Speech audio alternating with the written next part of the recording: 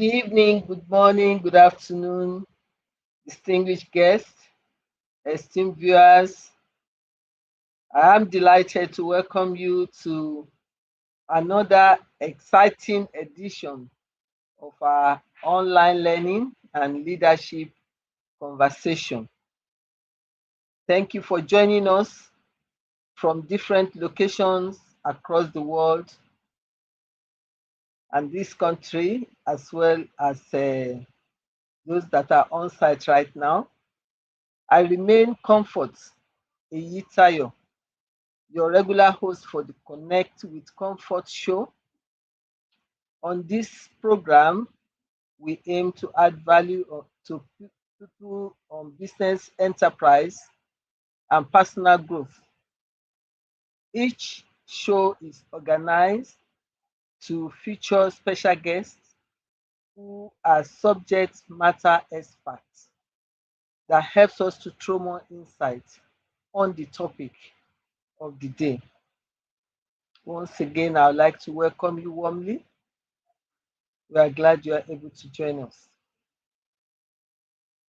Today's topic is one that affects every professional, every team, every organization, and indeed every leader.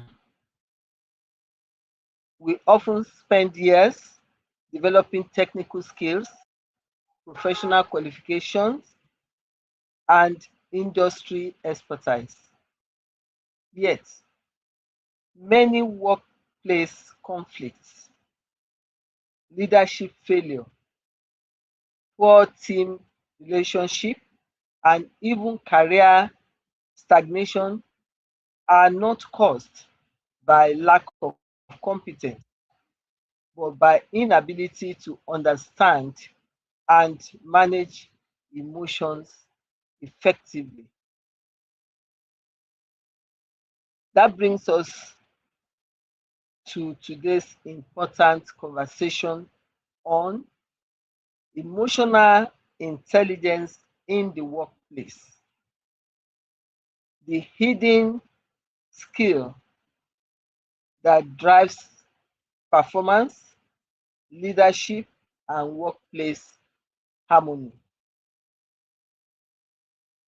Emotional intelligence, often called EQ, has become one of the most sought after competencies in today's workplace. In a world where collaboration, communication, adaptability, and people management are increasingly important, emotional intelligence has moved from a nice to have skill to a must have capability. And that is why we are examining this today in order to position ourselves properly. In today's conversation, we will be exploring what emotional intelligence really means, why it matters in the modern day workplace. We will also consider how it influences leadership effectively, how professionals can improve their emotional intelligence. We will also look at some practical steps organizations can take to build emotionally intelligent culture. To guide us through this conversation, we have a distinguished guest who is not a stranger on this show. She has obliged us with her vast experience on different occasions on this show. She's already with us and will be tapping from our wealth of experience shortly after this time out. So please remain connected. We'll be right back. Thank you. 5, 4, 3, 2, 1.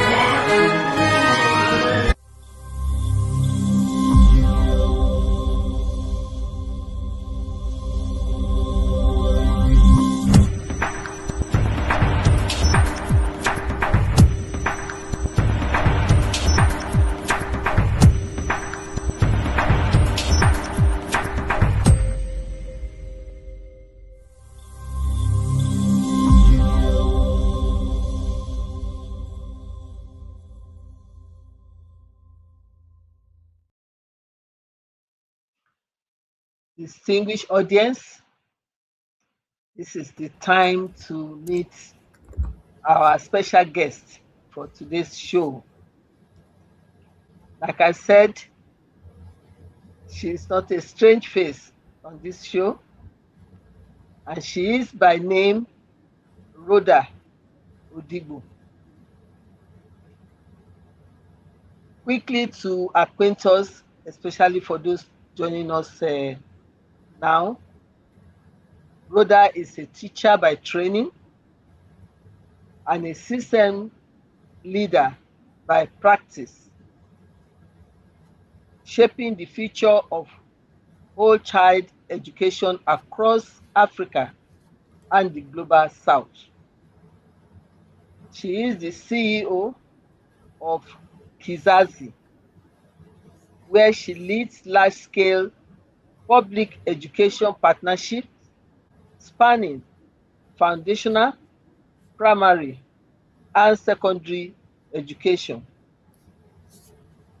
integrating learning quality, social and emotional development, and community-rooted school transformation. She is also the founder of the Learning Craft, a curriculum and teacher development platform working with schools and governments. And she is the convener of the Pan-African Convening on Social and Emotional Learning with the acronym of PACSEL, a continental space aligning policy makers and practitioners around human development and well-being. With nearly 2 decades of experience across classrooms, government reforms, and global innovation, Rhoda is a leading voice in recentering education around human flourishing, adolescent development, and future readiness in AI-driven world. Now you can see why she's the appropriate person, an expert on this very unique topic. Please, ladies and gentlemen, join me in welcoming warmly our special guest for today's show, Rhoda Odigbo. Thank you so much. Rhoda, you are welcome. And once again, we want to appreciate you highly for willing to share your experience with us and also impacting on people's development positively. Thank you very much. We do not take this for granted. We appreciate you. Thank you so much, ma'am. Thank you so much, ma'am. It's my pleasure to be here. A second time, and I just love it. It was the first time, it was a wonderful conversation we had. I still remember it every time. Thank you. Thank you for having me again. Thank you very much. I hope this one will also go if the same way, if not better, than the first experience. Yes. You are welcome. We are glad to have you. Thank you. Now, to start off, when people hear the term emotional intelligence. They often assume it simply means being emotional or being nice to people. So in simple terms, what exactly is emotional intelligence and why should every professional care about it? Okay. Like I said, I think when I was still back behind this scene, I was saying to you that this is my favorite topic. So I'll make sure Yes. that I'm very sharp shooting with my answers so that I don't go overboard. Um, Emotional intelligence. Okay, so these are two words put together. Emotion now coming from the root word emotion and intelligence. I mean, emotions, if we put them together or we separate them, emotions are emotions as we know them, they're our feelings. We have six basic emotions. We have happiness, we have sadness, we have anger, fear, surprise, disgust. Those are our like basic emotions. And then we have other common ones like love, like shame, trust. Some emotions they are like excitement, those ones that come from anticipation. There's envy, there's jealousy, there's sometimes you feel a sense of calm, there's a relief, and then you still feel a sense of boredom. These things come in many shapes as emotions. Now, with intelligence, when you know what those emotions are, because they come in mixes, then there is the intelligence. And intelligence is basically an ability. It's an ability, is your brain's ability to do a number of things. Your brain's ability to learn, your brain's ability to understand what you're learning, to reason, to solve problems, and then to use those things to adapt to your situation. So if you put those two together, it simply just tells us in simple terms that emotional intelligence is a person or an ability to understand what is happening inside of you, and then for you to manage that your response. Okay, manage your response and then relate wisely with other people, because emotional intelligence, you would feel all your emotions, but how do you use it? What do you understand that to be? How do you respond with it? And then how do you use it to relate to other people? When you do very well with that emotion and the way you manage them and how you respond, then it is said that you're emotional intelligent. Because whether you have what do you do with anger? What do you do with happiness? What do you do with sadness? What will you do with all of that emotion? And your ability to understand it, use it, problem solve with it, adapt to your situation is then you saying or building your intelligence. And one can then describe and say you are emotional intelligence. So why should every professional care about it? Well, I guess we don't live in silos. Everybody needs somebody to do some work in the business of our professions. So every professional should care, because work is not only about competence. That is the kind of competence that we went to school to learn, right? In your specific field of work. Work is also about a number of things, about people you work with, it's about pressure that will come to you. A lot of times, work is about communication. And a lot of times, work is about trust.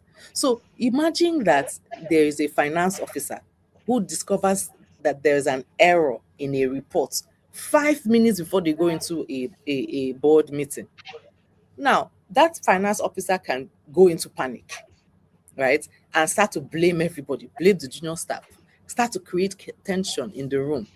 But for that finance officer to be able to enter into the space of being emotionally intelligent, one emotional intelligent response is to pause and then correct what can be corrected, and then be able to communicate clearly what that is and address the process later. That is the issues that the person has identified later. What is happening in this situation is that the work is still being done, but people are not destroyed because there was an error. So every professional should care about emotional intelligence because it affects everything we do. It affects the individual, it affects the work culture, it affects the work energy, it affects even future mistakes that you people can make.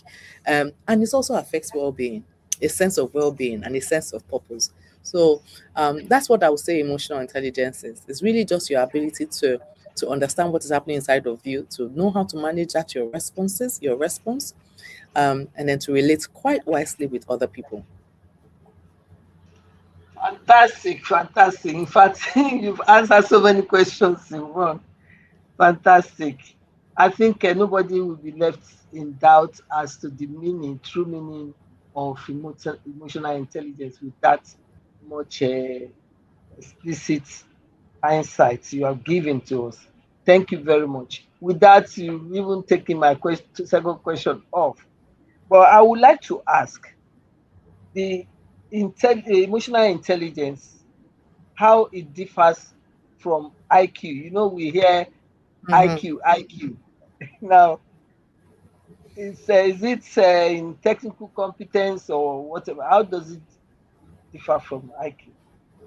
Okay, so when we think about when we say IQ, I think everybody knows that they call it the intelligence quotient. Um, and sometimes other people will track intelligence quotients, your intelligence quotient with your technical competence. That is the things that you actually know how to do in this place of work, right? And so IQ in itself, or maybe technical competence, will help you to know that task that you. So in finance, for example, I'm still using finance as an example, but as a finance, you know your work, you know your accounting rules, you know your banking rules, you know, as a teacher, you know exactly what you need to do when it comes to pedagogy. As a doctor, and depending on the type of the medical field, you know your work areas. But in emotional intelligence then helps you work well with people while you're doing that work. So for example, a person can be excellent with maybe their spreadsheets. They will be good in strategy. They understand what they're doing. Like I said, in medicine or teaching or law, engineering, they know what they're doing.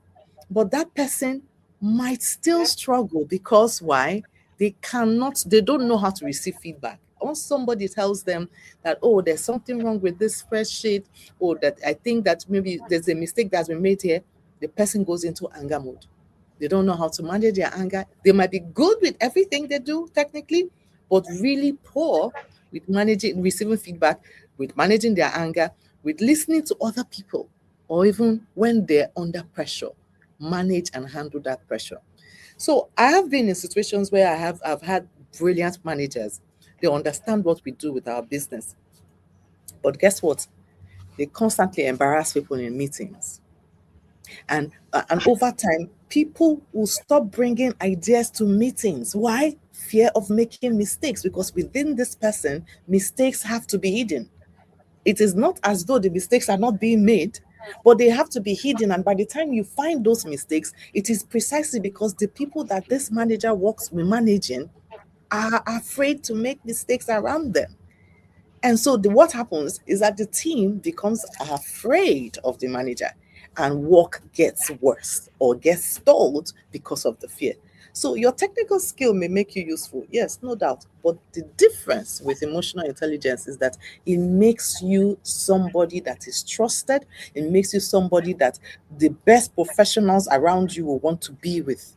So people who want to create or improve their skill set need to learn how to work with people, need to learn how to manage others, need to learn how to manage themselves, their own, regulate their own emotions in such a way that they are able to then manage pressure that comes with work, manage anger that comes with work, manage even excitement that comes with work, because sometimes excitement causes people to make mistakes.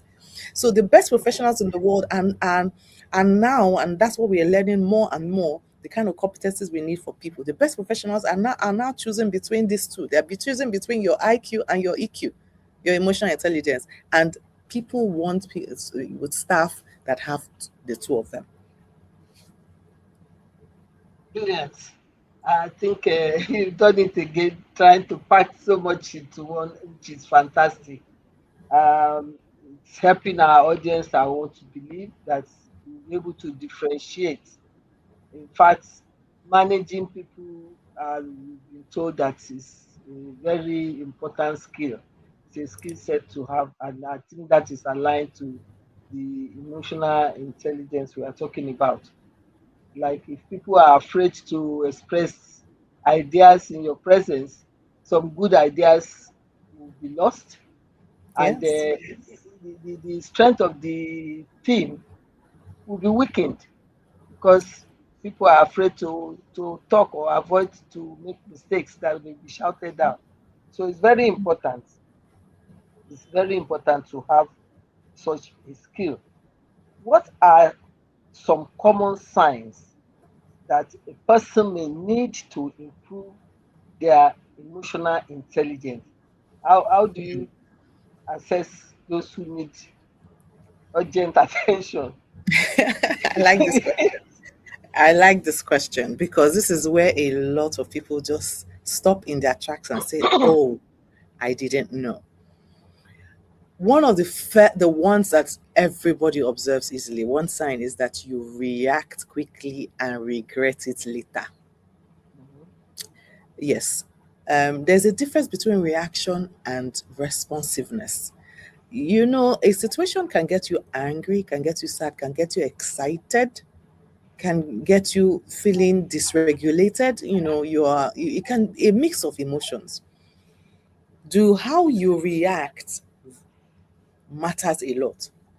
Now, we often say instead of reaction, go the route of response. The difference between reaction and response is that there is a pause to think about what you want to say and how you want to act. One sign common that a person needs to improve their emotional intelligence is how they react.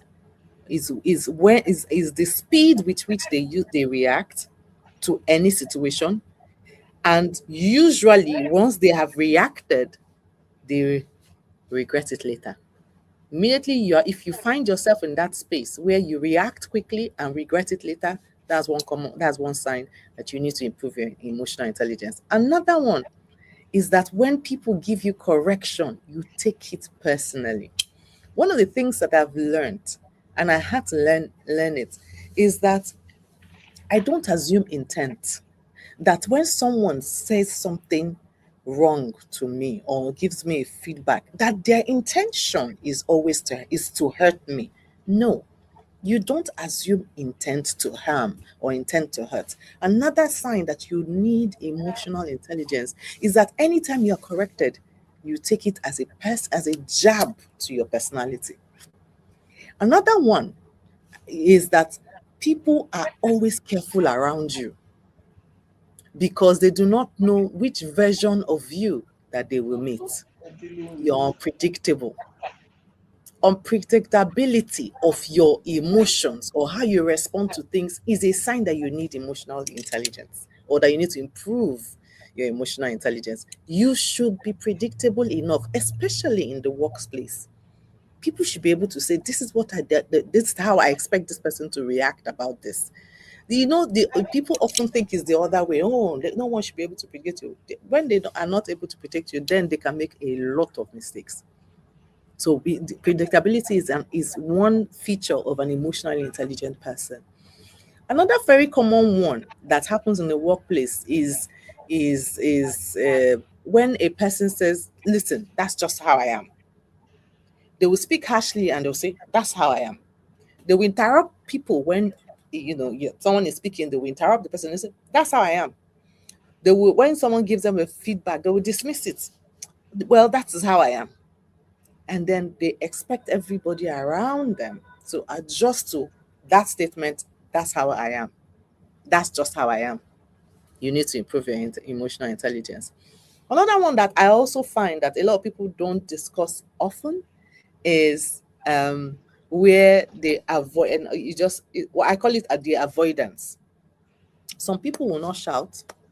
They will just what they do is that they will avoid any difficult conversation. They will keep avoiding it until the issue becomes so big and it has escalated in such a way that lots more people have come into the space of the problem when it could have been easily solved if a difficult conversation was had.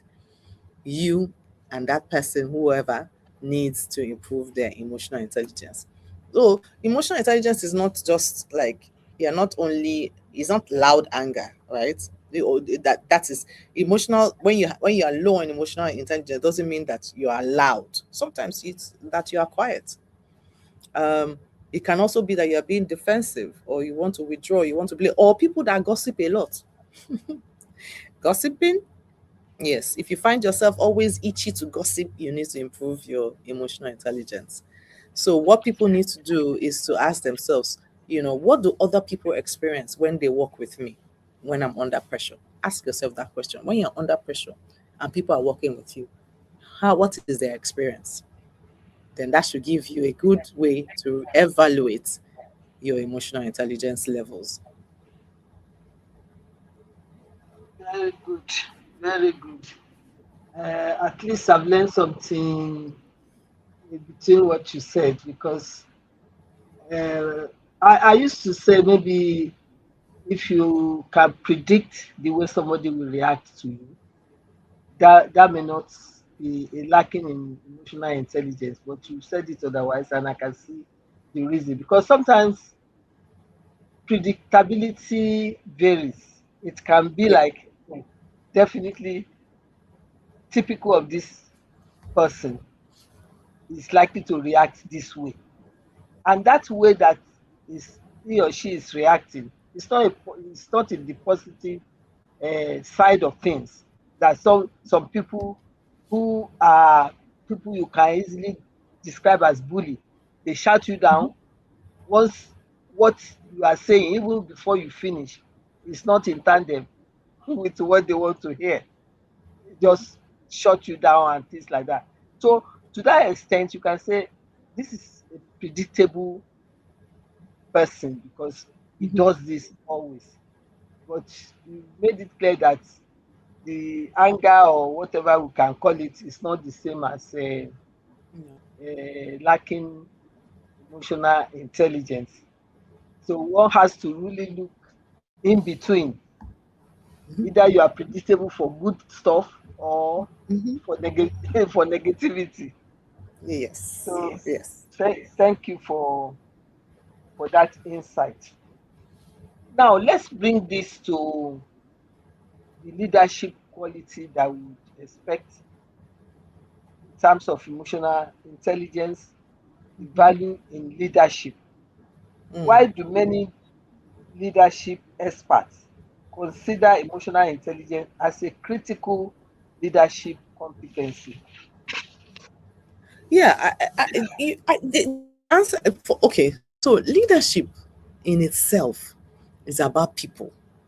I think whenever we say, "Oh, this person is a leader," the first thing that comes to our mind is that this person is leading humans. So leadership is first about people, not plans, not strategy, not Mm, no. It's about first about people. A leader can have like a beautiful, like I said, can have a beautiful plan, a beautiful spreadsheet, a beautiful strategy, can have a beautiful agenda. But if people do not trust that leader, you and I know that that strategy will struggle. Some people will go behind and start doing one or two things that will stifle what the leader has planned, on or purpose. frustrate it, or interpret it differently.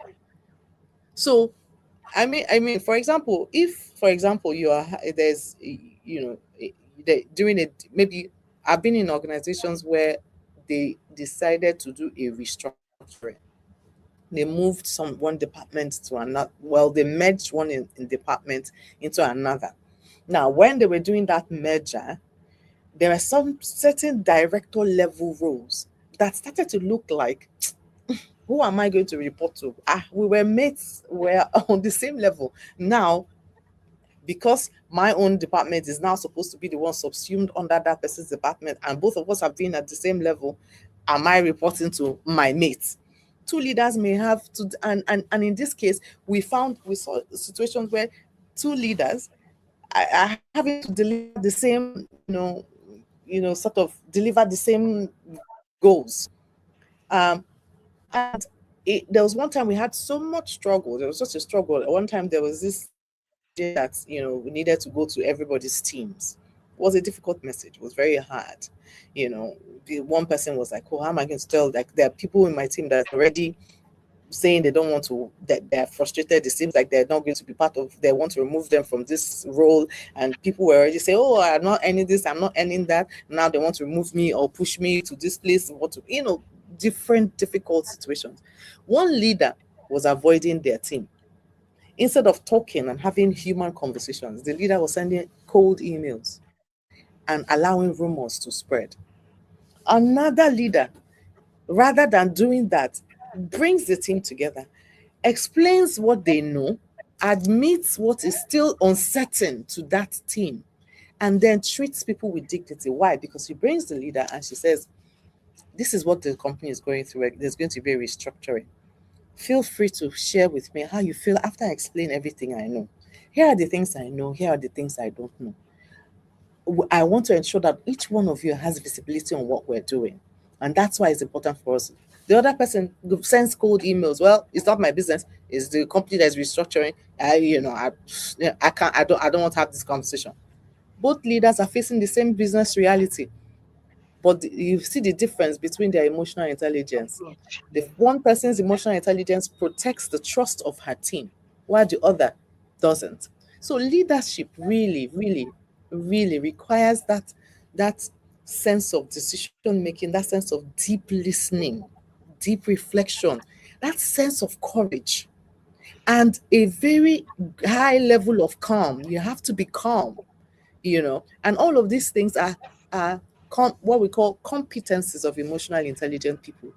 You see it in their practices. So that's the reason why many leadership experts will say that emotional intelligence is important, because it's about people.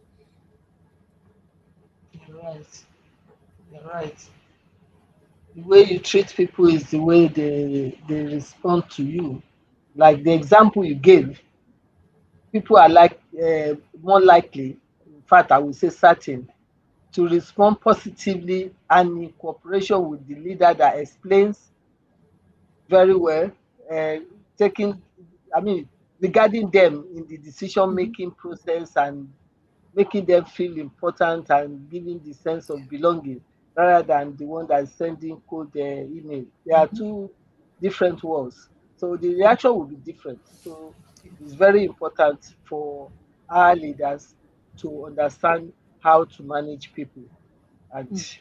that's part of what makes your team to be strong anyway. Thank you Yeah. very much for that explanation. What role does empathy play in effective leadership?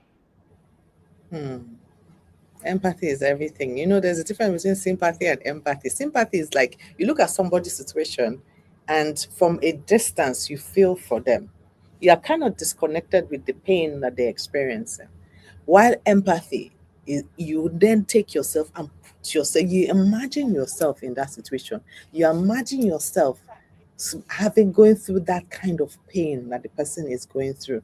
That's the difference between sympathy and empathy. So when people in the workspace, in the workplace, are able to build and grow their empathy, what it does is that it helps you as an individual, whether you're a leader, and by the way, everybody is a leader. I like to say it this way, that when we get to the we all need to get, as individuals, particularly in the workspace, we all need to get to the point where we are CEOs of our function. So if you are the security, the gate man, you are CEO of the gates. So leadership is conferred on everybody in their specific work function. So empathy does then helps everybody to understand. First of all, if you have to put yourself in the situation of another person, what happens typically is that you understand what the person can be going through. You're feeling that if it were I, oh, I would be devastated. If it were I'll be thrilled and I'll be excited about what is going on.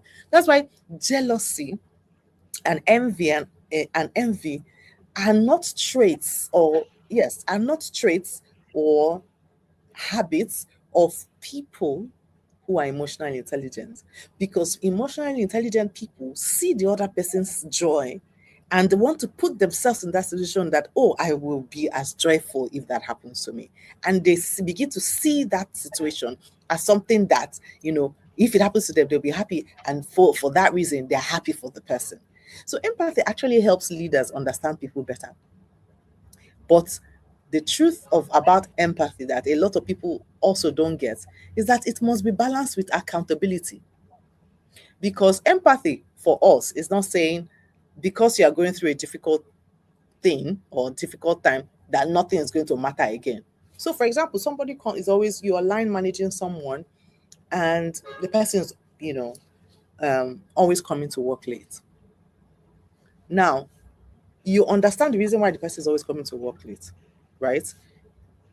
But at some point, because you understand, maybe the person comes from a distance, or maybe the person is having a problem in the family, maybe there's something going on. You do understand it, but it doesn't mean that you should not follow the process that you have in your office. No. If the process in your office says if you come late consecutively for 5 days in a row, you should be given a query. You should give the query.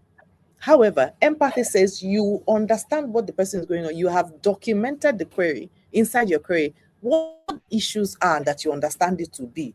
However, the person needs to be what? Compliant or accountable to be given the reasons officially why that is happening. So accountability is not enemies with empathy. So when you are, no matter what that person is going through, or and because you understand it, doesn't mean nothing matters. You understand this is difficult. Let us look at what support you need and what you still need, like what still has to be delivered versus what you are going through. You're coming to work late, but you need to be early for work because this and that and that. So those things are very, very important. A leader without empathy may just be simply labeling and everything as unserious, right? But a leader with empathy will first understand what is happening, and then after that, they will still agree on what the work arrangement is, what the expectations are, what the timeline is. That's mature leadership. So empathy really helps people feel seen, and accountability will now, at just around there, will help the work to continue. And good leaders need both of them. I don't want to ever you will never, because you're empathetic doesn't mean you should not be accountable. Very correct. Thank you very much for that explicit explanation. I think we have a contribution. I think our guests, our audience rather, is also supporting the point you made earlier about that example you gave of the leader that explains situation as opposed to the one that's sending code email. And that is contribution is coming from Dr. Aseyin, streaming from Abuja. It's one of our regular contributors. And it goes to us. Communication and engagement with employees are the Mm, hallmarks of effective leadership. Definitely, one can see from the example you gave, and this true. corroborated that is giving that other leader is having effective leadership because he's able to carry along, explain things to the employees and carry them along, and they are likely to be more uh, cooperative than in the other scenario. Thank you very much, Dr. Aseyin. And there's another one he said, empathy brings out the humanity in a leader without compromising corporate culture and Yes. value. Now, Yes.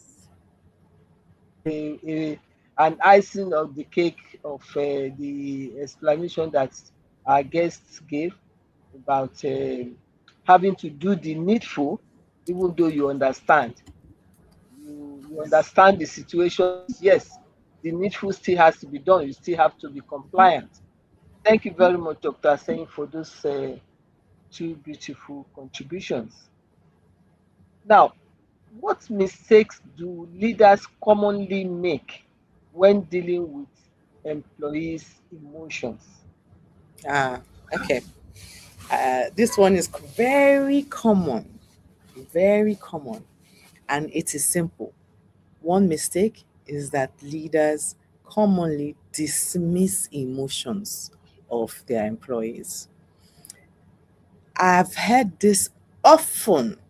In fact, closer even home. I've heard it being said many times. Leave your emotions at home. But you see, people do not work like machines. We're not machines. Mhm. Our emotions are But always with us. So it is impossible actually to leave your emotions at home, out of work. Things like stress is an emotion. It's even though medical, as many doctors will say, it comes with emotions. Okay, let's leave stress. Things like fear, things like anxiety or frustration or even happiness, things like that. Grief. Sometimes people are we've had staff who are grieving. Grief, people always think of grief like you must have lost, maybe somebody died. Actually, relationships die.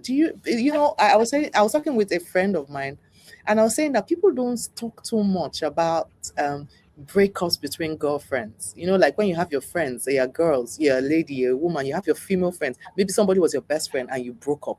People don't talk about that. Or you're a guy, you have a friend and you both fought and you are having a bad fight. It's grief too. People don't discuss these things. But that person, because they have work to do, they don't have emotions. That is one common mistake that leaders make. You dismiss emotions of people. No, all of these emotions affect human beings' performance at work. They do.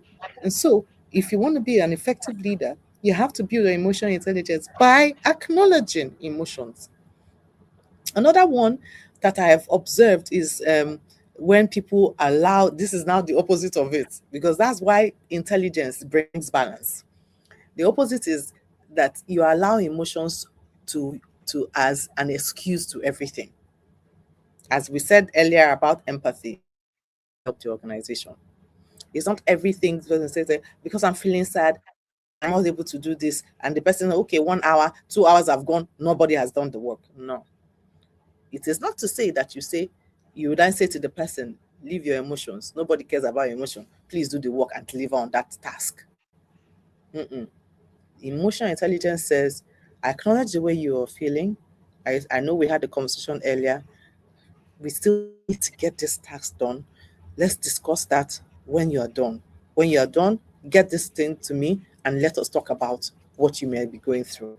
That's a clear difference. And keeps the person, what you have done is you have made that staff, that colleague of yours, find a way to balance their emotions at that point, but at the same time deliver on their task. Another mistake that many people make is they make assumptions. Like I said earlier, I've stopped assuming intention. For example, an employee who suddenly became quiet in meetings. This is somebody who used to contribute, give ideas, share creative, stuff. A leader might say, you are no longer committed to this our work. Hmm. Just because the person stops talking or suddenly becomes quiet, then does that mean that the person is no longer committed? I've seen it happen. I'm using real life examples of experience. But an emotionally intelligent leader will say, I have noticed that you have become quieter recently. Is there something affecting you? Is there something going on in your life? Is there something that you might want to share? You see the difference between you're no longer committed versus I notice you have become quiet. Is there something going on? You see, these two statements or this second statement that replaces you are no longer committed, it does not remove accountability. What it does is that it opens the door of understanding. So the balance there, I always say, is that you acknowledge with that emotional intelligence brings is that you, leader, acknowledges the person, but then also addresses the work. Um, and so, yeah, these are the common mistakes, that leaders make when they're dealing with emotions of their colleagues and employees. Okay. Let's consider this. What should professionals do when dealing with difficult colleagues or toxic workplace behavior? Hmm. Okay, so let me be straight with this one. Um, what should you do when you are dealing with a difficult colleague or when you are working in a toxic environment? Gen Z employees love the word toxic. Oh, this place is toxic. It's a toxic environment. Okay, let's just scratch that. But this is what actually trying to tackle real toxic workplace behavior. Behavior. I always say it this way: do not become the behavior that you are complaining about. If someone is rude, do not become rude to prove that you can also be rude. Okay? So yes, the person is becoming difficult, the person is becoming toxic. You showing that same toxic behavior, that behavior is one of the first things you should not do, because what you are doing is that you're demonstrating exactly what you don't like. Complain So about why should they listen to you? Why should they listen to you? So that's the first thing. Do not demonstrate the same toxicity. Do not demonstrate the same difficult behavior that that person is demonstrating. Because listen, you see, you may at some point fire the person, but what you have done also is to show others that that is acceptable behavior because you have demonstrated it. That will be the first one I would say. The second one for me is that as much as possible, name the behavior, give it a name. Don't hide it in words. For example, if somebody interrupts a lot during meetings, I and because of as a result of that person's interruptions, I'm unable to finish my point. Hmm? You need to ensure that you name the interruption. You say to the person, I think we should focus on listening to the person who has the microphone at this point, or who has been given the to speak at this time. Let the person complete, name it. Let us not interrupt while speaking. Name any behavior. If someone is name it, it's being rude, it's not acceptable space. This is being dismissive, it's not acceptable to be dismissive in the workplace. You name them. Then another thing I would say that professionals should do is collect your data. By that I mean document the things that you're saying, document patterns.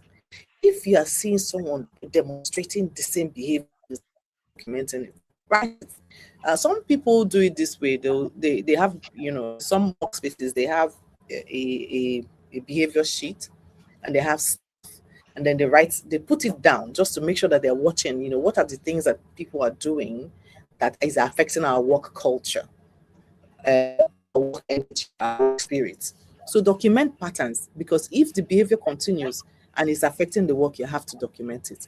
Then make sure that you escalate and escalate through the right channels. Now, most offices, at least I know that offices usually try to have someone playing the role of human resource. In the recent times, departments are now called people department. Humanize the function, right?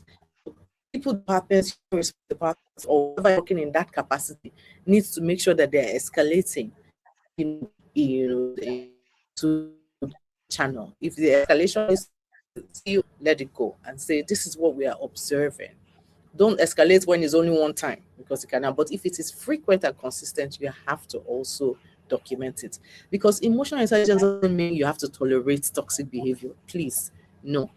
What it means is that you have to respond with self-control. You have to respond with clarity, and you will have to respond with boundaries of things that are acceptable and not acceptable, but doing it with respect and kindness, and it's not about being nice. It's about dignifying the humans, keeping boundaries set, naming what is wrong, documenting what it will become a pattern, and creating that clarity in the workspace that these are the things that we need to have as our work culture. Fantastic. Thank you very much for that. Can emotional intelligence be learned and developed? Oh, yes, yes, yes, yes. One mistake that education made for decades until today is that we have assumed that what people need in the long term after they complete their education is only academics. All right. And hence, because, for example, it is, I don't know, I think I've said this, shared this on my social media pages, that it is not natural to learn to read, actually. It's not a natural thing. The way it is natural for us to be born and to see, right? We have our eyes and we can see. We have our nose. Those are natural things that our hair will grow if we, as we grow. Our bones will stretch as we grow. These things are natural things, and there are other things in the space of world where we watch. You can look at a plant and you can observe the plant is growing. These are natural phenomenon. But if you will learn that, oh, if you put water and you put loud, give sunlight, the plant will grow. It's not natural to read, so human beings had to learn to read. And then education systems were designed to only teach us to be ready with our technical competencies. That is the skill we need to do that work, but forgetting that we do it in the world of people, in the world of others, and we also do it with our emotions. And that's why emotional intelligence often looked at like something that you are born with. No one is born emotionally intelligent because life itself is difficult. Life presents a lot of things and a lot of challenges to us every single day. And for that reason, it is an intelligence area that needs to be taught. So, yes, the premise is that it needs to be taught for it to be learned, because and for it to be learned and for it to be practiced, because you must practice it. If everybody goes around town, you know, responding or reacting the way they feel, a lot of us will be. And I dare say that part of the problems that we're facing, both at the workplace and at home, is because people have not learned how to control and manage their behaviors or their emotions. You do not become emotionally intelligent because you attended one training. No, no, no. You grow is by noticing your patterns and choosing better responses, and some repeatedly, and you are practicing it.